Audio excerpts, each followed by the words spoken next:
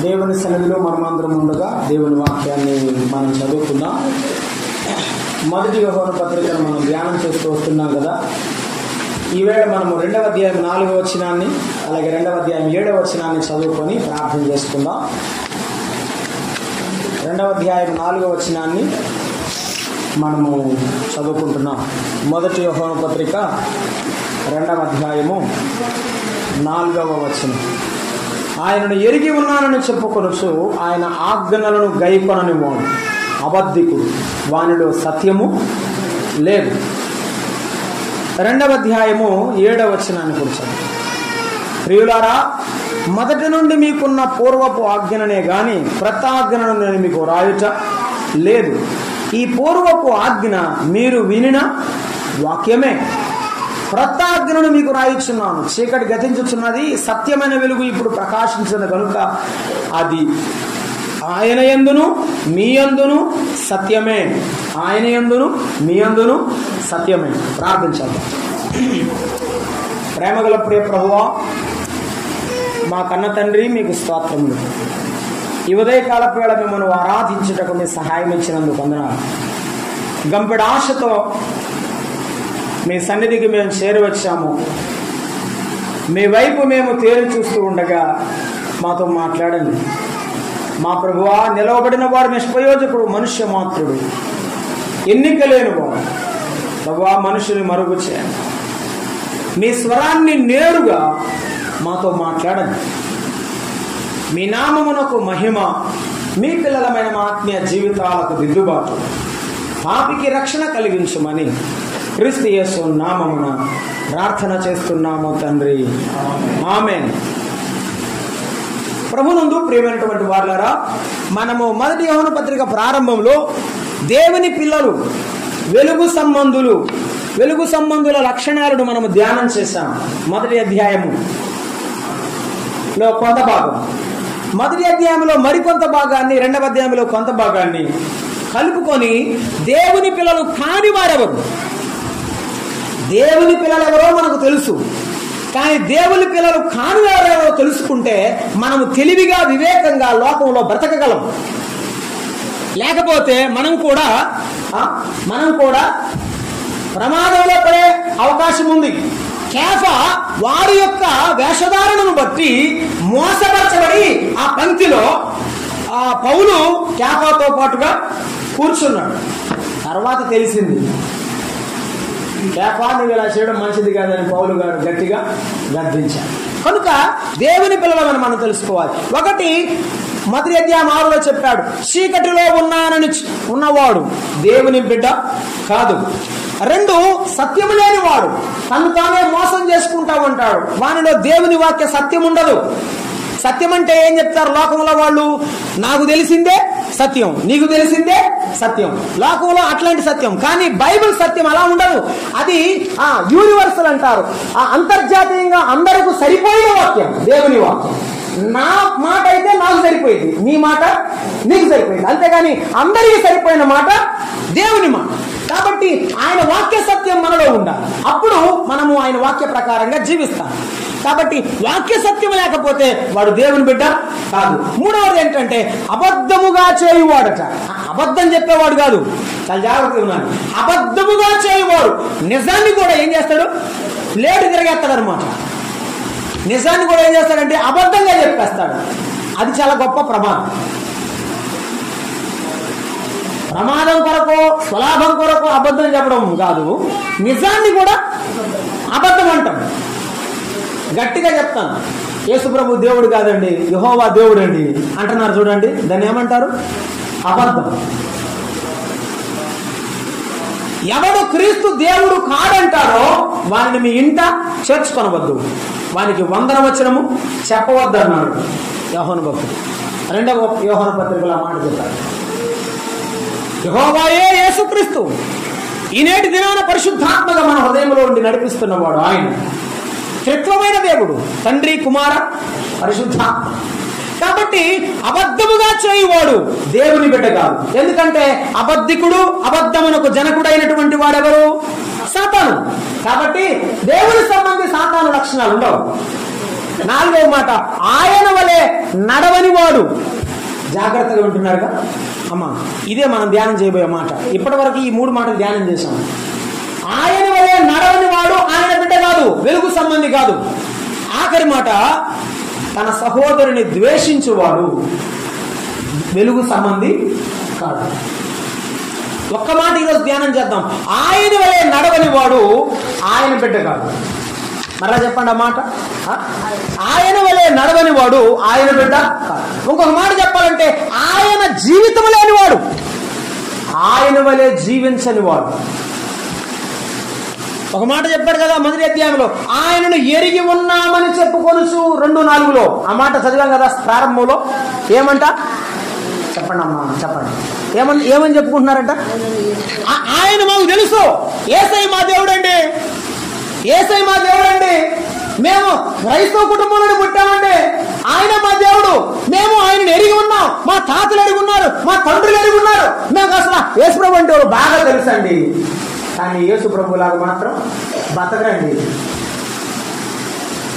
ఆయన ఆజ్ఞలను గైకొనని వాడు. 2వ మాట, ఆయన జీవితం లేని వాడి లక్షణాలు ఏంటంటే, ఎరిగి ఉన్నానని చెప్పుకుంటాం మాత్రమే, జీవితం ఉండదు. 2వది, ఆజ్ఞలను గైకొనకుండా అబద్ధంగా జీవిస్తుంటాడు అన్నమాట. మాట అబద్ధమే, జీవితం కూడా అబద్ధమే, నడక కూడా అబద్ధమే. నేను యేసుప్రభు బిడ్డను అంటాడు, నడకలో మార్పు ఉండదు. నేను దేవుని బిడ్డను అంటాడు, మాటలో మార్పు ఉండదు. కాబట్టి ఈ మార్పు లేని వాడు ఎవరు? మీరు అటు మౌనం ఉండి అక్కడ చెప్పండి. ఆ మార్పు లేని వాడు ఎవరు? సాతాను సంబంధి, దేవుని బిడ్డ కాదు. మారు మనసు లేనివాడు, వాతవేయబడిన మనస్సాక్షి కలిగి మరలా పాపపు భ్రమ కలిగి పాపము చేత మరుడు గొప్పబడి మరలా చేస్తూ ముందుకెళ్తున్నాడంటే, ప్రతి ఆదివారం వచ్చి ప్రభువా మమ్మల్ని కడిగడింపమంటున్నాడంటే ఇంకేం చేయాలో చెప్పు. ఒకసారి ఒప్పుకునేది, చచ్చిపోయేది ఎప్పుడు? రోజు చచ్చిపోడు. చస్తే ఒకసారి చచ్చిపోయేది. ప్రతిరోజు చచ్చిపోతాడు అనుకో, నిజంగా చావాల. ఇది దీని అర్థం.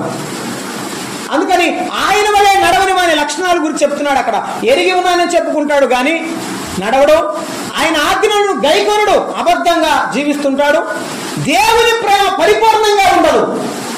నోట్ దిస్ పాయింట్, అది గుర్తుపెట్టుకోండి. అసలు దేవుని ప్రేమ అంట ఉండింది. దేవుడు అంటే ప్రేమనండి, కానునిస్తానండి, సందా ఎత్తనండి, అది పరిపూర్ణంగా ఉండదట, సంపూర్ణంగా ఉండదు. అంటే ఏంటి? అసంపూర్ణం. సగం భక్తి. ఏ భక్తి? సగం భక్తి, సగం ప్రార్థన, సగం వాక్యం, సగం ఆరాధన, సగం జీవితం. అప్పుడు ఏమవుతుంది? అప్పుడు జీవితం ఏమవుతుంది? క్రీస్తు ప్రభు అవుతుందా? అందుకే అన్నాడు, సంగమా నీవు చల్లగానైనా లేవు, చెప్పమ్మా చెప్పు, చల్లగానైనా లేవు, వెచ్చగానైనా లేవు, నీవు నులివెచ్చగా. సంగమా వినుమా, సంగమా గనుమా, నీ శిరసైనా క్రీస్తు యేసును, నీ శిరసైనా క్రీస్తు యేసును, స్వరమునే వినుమా, స్వరమునే వినుమా. యేసయ్య స్వరం వినకపోతే నీ మనసు మారదు, నీలో మార్పు రాదు. నేను మరలా చెప్తున్నాను, మారు మనసు పొందిన ప్రతివాడు 100% ఉంటాడని చెప్పను. కానీ దినదినము వాక్యం చదువుతుండగా, ప్రార్థన చేస్తుండగా ఏమవ్వాలి చెప్పండి? మార్పు. మహిమ నుండి అధిక మహిమను పొందినట్టుగా మనము పరిశుద్ధత నుండి అతి పరిశుద్ధతలోనికి 2 ఆత్మను పొందేంతగా మనము మార్చబడాలి. దేవుని పిల్లలమైన మనము ఈ విషయాన్ని తెలుస్తాం. ఇంతగా నేను ఒక మాట అడగదలుచుకున్నాను. నేను ఆయనను ఎరిగి ఉన్నానని చెప్పుకుంటున్నాడంటే ఆయన ఎరడా?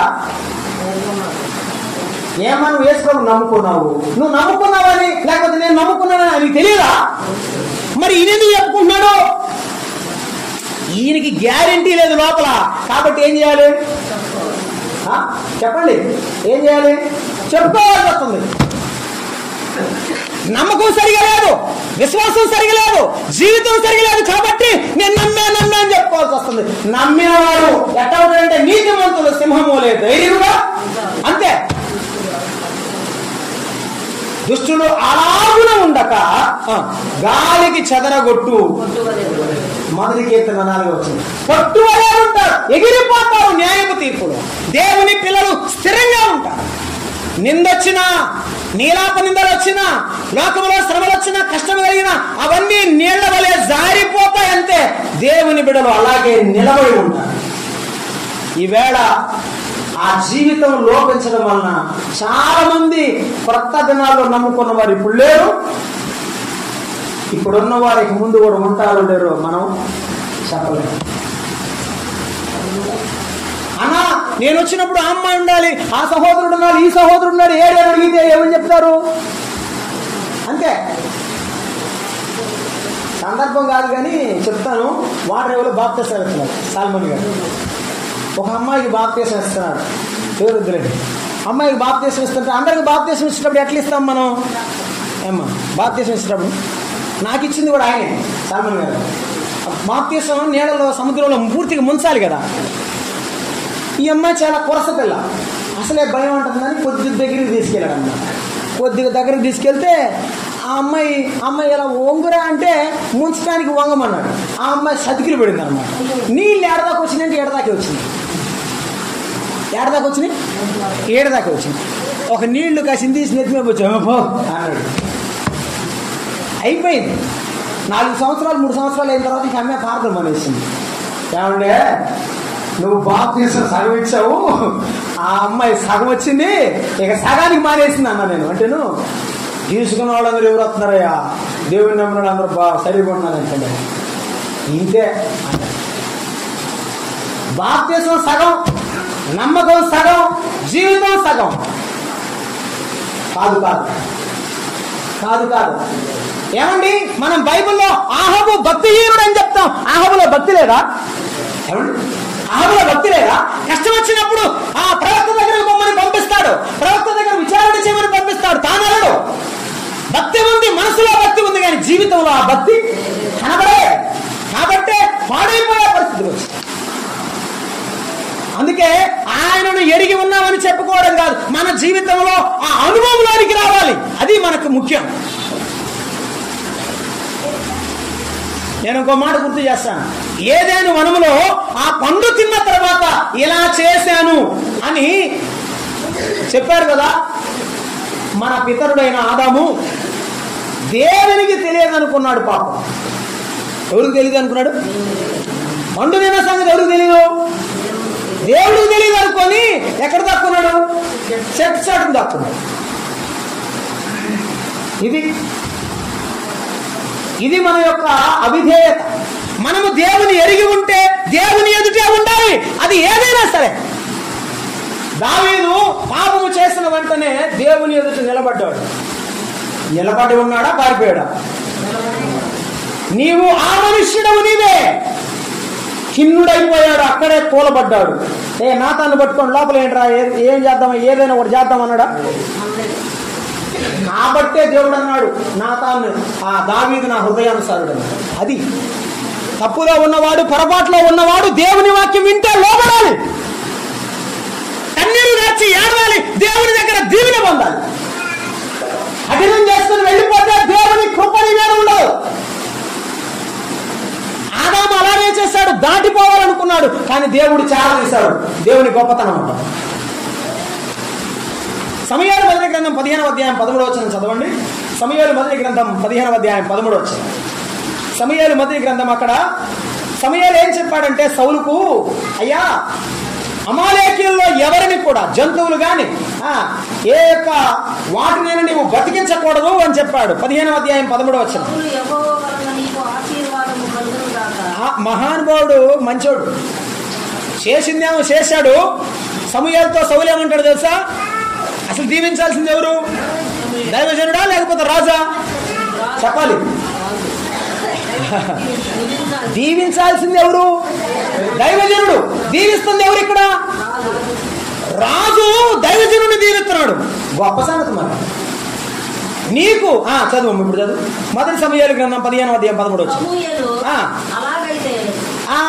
ఆ మాట చదువు మళ్ళీ అందా చదివి. సౌలు యెహోవా వలన నీకు అసలు ఆల్రెడీ సమూయేలు ఆశీర్వదింపబడిన వాడే, ఈయన చెప్పక్కర్లేదు. కానీ కొన్నిసార్లు మనం మన దగ్గర ఉంది ఏదైనా చెప్పాలని డైవర్ట్ చేయాలంటే ఇంకో మాట చెబుతాం చూసారా, అది ఇది ఏమని అడుగుతాడేమోనని ముందుగానే చెప్తున్నాడు. ఏమని? యెహోవా నీకు దీవెన కలుగు కాకయ్యా అంటున్నాడు. కొంతమంది అంతే, మనం ఏదైనా అడగాలనుకుంటే వాళ్ళు ఏదో చెప్తా ఉంటారు, మనకి ఇలానే ఉంటుంది. ఇప్పుడు రెండోలేం చదువు. అక్కడ రెండోలేం ఏమన్నాడంటే, నేను అంతా చేశాను, నేను దేవుని ఆజ్ఞలను నెరవేర్చాను అన్నాడు. సమూయేలుకు తెలియదా? దేవునికి తెలియదా అంతా నెరవేర్చాలో లేదో? అలాగైతే నాకు వినబడుచున్న ఆ ఎడ్ల రంకెలు ఎక్కడివి? ఆ ఎడ్ల రంకెలు, ఆ గొర్రెల రంకెలు ఎక్కడివి? ఈవేళ మనము మారితే కనబడుచున్న మచ్చలెందుకు? మారితే కనబడుతున్నటువంటి దేవుని వాక్యములో ఉన్నటువంటివి మన జీవితంలో లేకపోవడం. సౌలు పూర్తిగా దేవునికి లోపడలేదు. సగం మంది అమాలేకులు చంపాడు, సగం మందినేమో సేవకులుగా తెచ్చుకున్నాడు, సగం కడగా ఉన్నటువంటి పనికి మాలినటువంటి జంతువులన్నీ చంపాడు, మంచి మంచి గొర్రెలు మంచి మంచి ఎద్దులన్నీ తెచ్చుకున్నాడు. బలిసిన వాటిని తెచ్చుకున్నాడు. ఎందుకంటే యెహోవాకు బలివ్వడానికి అని పేరు చెప్తున్నాడు. మనం అలా చేయకూడదు. ఏం చేయాలి చెప్పాలి. అమాలేకు అంటే శరీర సంబంధి. అమాలేకు అంటే ఎవరు? శరీర సంబంధి. మనకు తెలుసు గలతీ పత్రికలో శరీర కార్యములు స్పష్టమై ఉన్నవి. ఆ శరీర కార్యములు అన్ని చంపాలా? కొన్ని చంపి కొన్ని పెట్టుకోవాలా? చెప్పండి. అన్ని చంపాలి. కాబట్టి ప్రతిదీ చచ్చిపోవాలి. ఒక మాట చెప్పాలంటే, నేను క్రీస్తుతో కూడా సిలువ వేయబడి, అంతే, నేను క్రీస్తుతో కూడా సిలువ వేయబడి ఉన్నాను. ఇదిగో నువ్వు మగడు కదా, వాడు 10 మాటలు చెప్తా ఉంటే కనీసం నోరట్లేదు అని గట్టిగా బొడుతారు.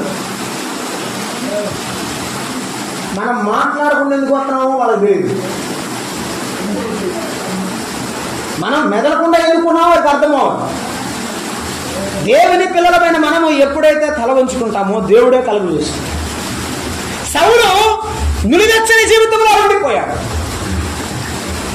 ఆదిపుత్రుడైన ఆదాము కూడా దేవుని వాక్యాన్ని ధిక్కరించి దేవునికి దాయగలడు అనుకున్నాడు. తన జీవితం దేవుని ఎదుట నిష్కల్మషమైనదిగా కనబడింది. మరొకరిని నేను మీకు జ్ఞాపకం చేస్తాను. రాజుల మొదటి గ్రంథము 14వ అధ్యాయము 4 నుండి 6 వచనాలు మనం చదువుకుందాం. రాజుల మొదటి గ్రంథము 14వ అధ్యాయంలో అక్కడ మనకు యెరోబాము భార్య కనిపిస్తుంటుంది. 14వ అధ్యాయం 4వ వచనంలో 14:4 యెరోబాము భార్య ఆ ప్రకారము లేచి షిలోహులో దేవుని మందిరం ఉన్నదండి. అక్కడ ఏలి ఉన్నాడు కదా, ఆ తర్వాత ఆయన చనిపోయాడండి. ఇప్పుడు రాజుల మొదటి గ్రంథంలో దేవుని మందిరం దగ్గర షిలోహు మందిరం దగ్గర దైవజనుడు ఉన్నాడు అనమాట. అహియా అనేటువంటి దైవజనుడు ఉన్నాడు. పోయి అహియా ఇంటికి వచ్చాను. అహియా వృద్ధాప్యము చేత కండ్లు కానరాని వాడు. అమ్మా, కళ్ళు కనపడినోడు ఏమన్నా చూస్తాడా? చూడదు. ఏమో కనపడిద్దేమో అనుకుందో ఏమో తెలియదు, కానీ వేషం వేసుకుందట. మనం అక్కడ చదివితే ఆమె వృద్ధాప్యత కళ్ళు కానబడని వాడు ఉంటే 5వ వచనంలో దేవుడు చెప్తున్నాడు, యెహోవా అహియాతో సెలవిచ్చినదేమనగా యెరోబాము కుమారుడు కాయలా ఉన్నాడు కనుక తన చేత నీ చేత విచారించడగా యెరోబాము భార్య వచ్చుతున్నది. ఆమె మారు వేషము వేసుకొని మరి ఒకటైనట్టుగా ఏమా వస్తుంది. ఎవరు? యెరోబాము భార్య వస్తున్నది. ఎవరు? యెరోబాము భార్య. ఎవరిలాగా వస్తుంది? మరి ఒక స్త్రీలాగా వస్తుంది. మరి ఒక స్త్రీలాగా వస్తుంది. నువ్వెవరివి? విశ్వాసివి. నేనెవరివి? విశ్వాసిని. బయటికి వెళ్తే మరెవరు? మరొకరు. మరొక నడక, మరొక చూపు, మరొక మాట. అలాగైతే మారలేదు. ఆ మారువేషంలో వచ్చిన ఆమెను అహియా భక్తుడు దైవజనుడు అక్కడి నుండే చూశాడు. చూశాడు. 6వ వచనం చదువుతున్నాం. అంతలో అహియా ద్వారం లోపలికి వచ్చు ఆమె కాలి చప్పుడు విని ఆమె తొట్లేను, యెరోబాము భార్య. కళ్ళు కనపడవనుకు గుండె చచ్చి ఉంటది.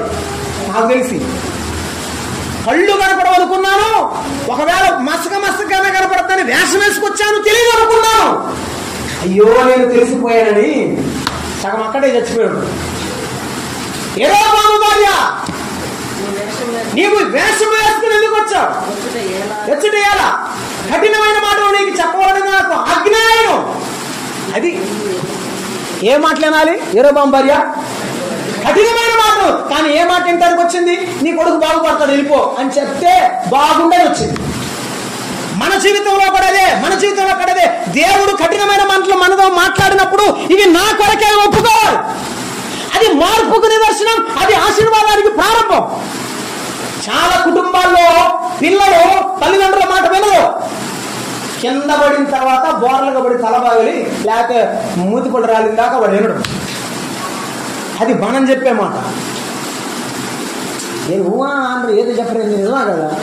అవును, అది మాట నిజమే. పరలోకంలో ఉన్న మన తండ్రి మాట్లాడితే మనం వినం.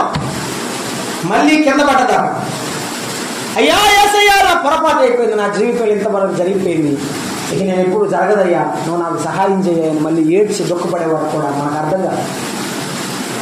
యెరోబాము భార్యతో కఠినమైన మాట చెప్పాలని నాకు ఆజ్ఞ అయింది. అంతే. ఈ కఠినమైన మాటకు లోబడిన వాడే భక్తిహీనుడు. యెరోబాము భార్య అటువంటిదే, యెరోబాము అటువంటి వాడు. దేవుని పిల్లలమైన మనం గుర్తుంచుకుందాం. దేవుని వాక్యాన్ని సరిగా నెరవేర్చని వాడు, నమ్మని వాడు అంతా చేశానని చెప్పుకుంటాడు, కానీ శరీర సంబంధిగా మిగిలిపోయే ఉంటాడు. కొత్త నిబంధన వెలుగులో ఒక మాట మీకు జ్ఞాపకం చేస్తాను. మార్కు సువార్త 14వ అధ్యాయం చూద్దాం రండి. మార్కు సువార్త 14వ అధ్యాయం 44 వచ్చింది. 14వ అధ్యాయం 44 వచ్చింది. ఇక్కడ ప్రభువైన యేసుక్రీస్తుతో బ్రతికిన వాడు ఒకడు ఉన్నాడు. 14వ అధ్యాయం 44 వచ్చింది. ఏమంటాడు?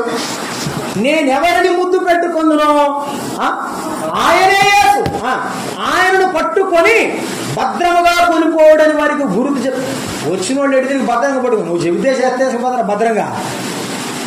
ఒకవేళ ఆయన ఆడ దగ్గర నుంచి తప్పించుకుంటే నా జీవితం ఏమైంది అనుకున్నాడేమో, భద్రంగా పట్టుకెళ్ళమని చెబుతున్నాడు. వాళ్ళకు కూడా జాగ్రత్త చెబుతున్నాడు. ఈయనకే జాగ్రత్త లేదు. ఈయనకి జాగ్రత్త లేదు. ఎవరికి? ఇస్కరియోతు యోధా జీవితానికే జాగ్రత్త లేదు. కానీ వచ్చిన సైనికులు జాగ్రత్త చెబుతున్నాడు. అలా ఉంటది దేవుని పిల్లలు కొన్నిసార్లు దేవుని వాక్యాన్ని ధిక్కరించినప్పుడు చేసే పనులు. ఇస్కరియోతు యోధా సైనికులకు గుర్తు చెప్పి వెళ్ళాడు. యేసయ్యకు ఈ విషయం తెలియదని అనుకున్నాడు. కానీ ప్రభు దగ్గరకు వచ్చినప్పుడు ఏమన్నాడు? చెలికాడా, నీవు చేయవచ్చినది చేయు,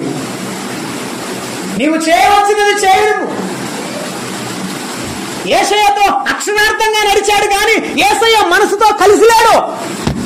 ఏమ్మా అవును కదా? యేసయ్యతో కలిసి పస్కాను భుజించాడు, ఆ ముక్క ముంచుకొని వెళ్ళాడు. తిన్నాడు కానీ విశ్వాసం లేదు. ఆయనతో నడిచాడు కానీ ఆయన లాంటి నడకలేదు. ఒక మాట రాశాడండి పరిశుద్ధాత్ముడు, వాడు దొంగయుండి సంచిలోనిది. యేసుప్రభు చాలా గొప్పవాడండి. సంచి ఎవరికి ఇచ్చాడు? అది సంచి ఎవరికి ఇయ్యాలా? గుర్తుపెట్టుకో. నమ్మకంగా ఉండడం అనేది నేర్చుకోవాలి. నమ్మకం లేనివాడు ఇస్కరియోతు యోధా.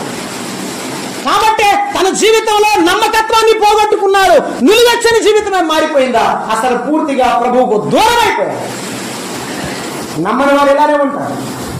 ఇస్కరియోతు యోధా నమ్మేవాడు కాదు. అసలు మీరు చాలా మందిని గమనించారుగా. ఎంతమందిని పిలిచాడు ఆయన? 12 మందిని పిలిచాడని బైబిల్లో చదువుకుంటా ఉంటాం. కానీ పిలిచినప్పుడు చాలా స్పెషల్గా పిలిచాడు ఆయన. యాకోబు యోహాను ఉన్నప్పుడు పిలిచాడు, పేతురు ఉన్నప్పుడు పిలిచాడు, లద్దయి మత్తయి తద్దయి వారిని పిలిచాడు. ఇస్కరియోతు యోధాను పిలిచినట్టు నేను ఏమైనా చదవలా. లిస్ట్ లో మాత్రం ఉన్నాడు. ఓయ్ జాగ్రత్తగా ఉండండి. 12 మంది ఏమంటారు శిష్యుల పేర్లన్నిట్లో ఉన్నాడు. కానీ ఆ ఇస్కరియోతు యోధా నువ్వు కూడా నన్ను వెంబడించు అని మత్తయిని పిలిచినట్టు, సుంకపు గుత్తదారుడని మత్తయిని పిలిచినట్టు, ఆ యాకోబు యోహాను పిలిచినట్టు, ఇస్కరియోతు యోధాను పిలిచినట్టు నాకేడని నేను చదవలా. నీకు అర్థమైందా? దేవుని చేత పిలువబడిన వాడే, దేవుని యొక్క స్వార్థ ద్వారా ఆకర్షింపబడిన వాడే, దేవుని వాక్య ప్రకారంగా జీవించేవాడు. యాకోబుకి ఎంతమంది కొడుకులు? 12 మంది. ఎంతమంది దగ్గర ఉన్నాడు? ఒకడే దగ్గరే ఉన్నాడు. వాడు ఆ ఇంట్లో నుంచి వెళ్ళిపోయేదాకా యోసేపు దగ్గరే ఉన్నాడు. వెళ్ళిపోయినాక బెన్యామీను దగ్గర ఉన్నాడు. వాళ్ళిద్దరు ఒకే తల్లి పిల్లలు, రాహేలు పిల్లలు. ఆ 10 మంది దగ్గర లేడు. ఇక మనము యేసుక్రీస్తు ప్రభు బిడ్డలం. ఆయనతో పాటు జీవిస్తే, ఆయనతో పాటు మనం ఉంటే, మనతో పాటు ఆయన ఉంటాడు. ఇది వాస్తవం. ఒకవేళ వీడిని మనం విడిచిపెడితే దేవుని యొక్క మాటకు మనం లెక్క చెప్పాలి. ప్రభువారు ఒక మాట చెప్పాడు, మీలో ఒకడు సాతాను అన్నాడు. ఎవరిని గురించి? ఇస్కరియోతు యోధా. చాలా మంది ఏం చెప్తున్నారంటే ఇస్కరియోతు యోధా రక్షణ ఉందని చెబుతున్నారు. మరి ఎందుకు చెబుతున్నారు నాకు తెలియదు. మరి ఇది గొప్ప గొప్ప గొప్ప ప్రవచనం లాగుంది. మరే ఎందుకు చెప్పారంటే ఆ మాట చెబుతా. మత్తయి సువార్తలో ఒక మాట ఉంది. ఆ అన్న కైపాలు ఇద్దరు ఉన్నారు కదా, అన్నాడు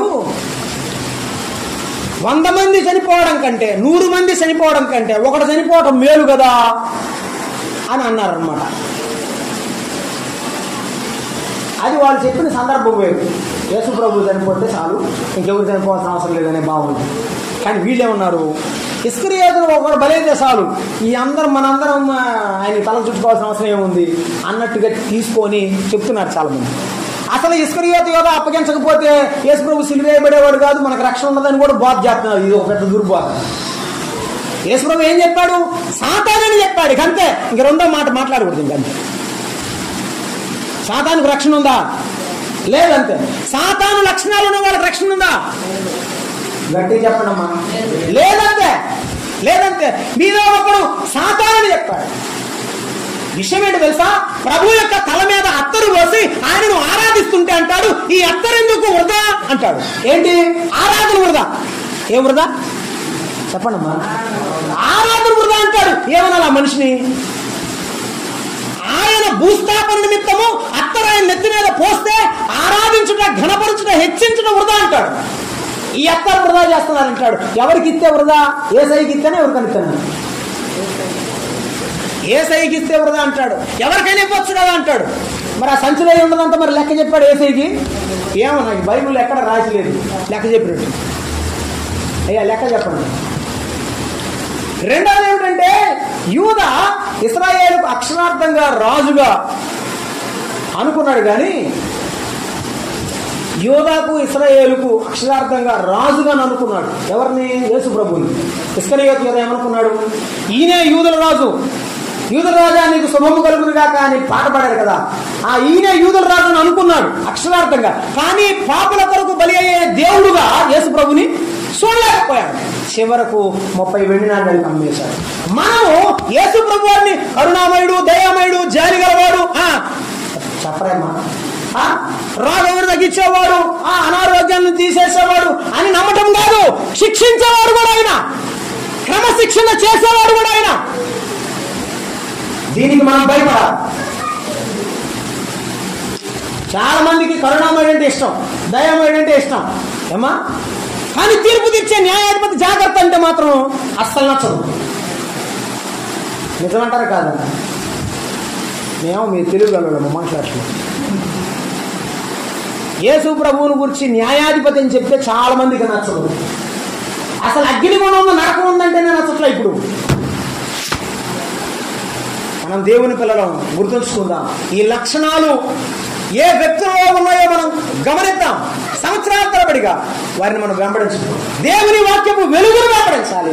ఆయన పిల్లలను మనం వెంబడించాలి. ఇంకొక మాట చెప్పాడు, దేవుని ప్రేమ వారిలో పరిపూర్ణంగా ఉంటుందంట. వాక్య ప్రకారంగా నడిస్తే, ఒకవేళ నడవకపోతే దేవుని ప్రేమ వారిలో పరిపూర్ణంగా ఉండదు. ఇప్పుడు చెప్పాలి మీరు, కయ్యోను అర్పణ సంపూర్ణమేనా అసంపూర్ణమా? అసంపూర్ణమే. అది అవిధేయతతో కూడిన అర్పణ అసంపూర్ణం. విధేయతతో కూడిన హేడవ అర్పణ సంపూర్ణమైన అర్పణ, దేవునికి ఇష్టమైన అర్పణ. లోక ఆకర్షణ, లోక ప్రేమతో లోతు సొదొమలో నష్టపోయాడు. అబ్రహాము దేవుని దిక్కు చూసి దేవుని సన్నిధిలో ప్రార్థన చేసి ఇసుక పర్ర మీదకు వెళ్ళి దేవుని చేత దీవించబడ్డాడు. నువ్వు ఎడారిలో బ్రతుకుతున్నావో కాదో ముఖ్యం, నువ్వు యేసయ్యతో బతుకుతున్నావో లేదో అదే ముఖ్యం. నీవు కష్టాల మధ్యలో ఉన్నావా అయినా పర్వాలేదు, ఎర్ర సముద్రం మధ్యలో నుండి బయటికి తెచ్చిన వాడు కష్టాల నుంచి బయటికి తేవడం ఆయనకు పెద్ద గొప్పగా. లోకాకర్షణతో మునిగిపోతే అబ్రహాము ఆత్మీయతతో బయటకు వచ్చాడు.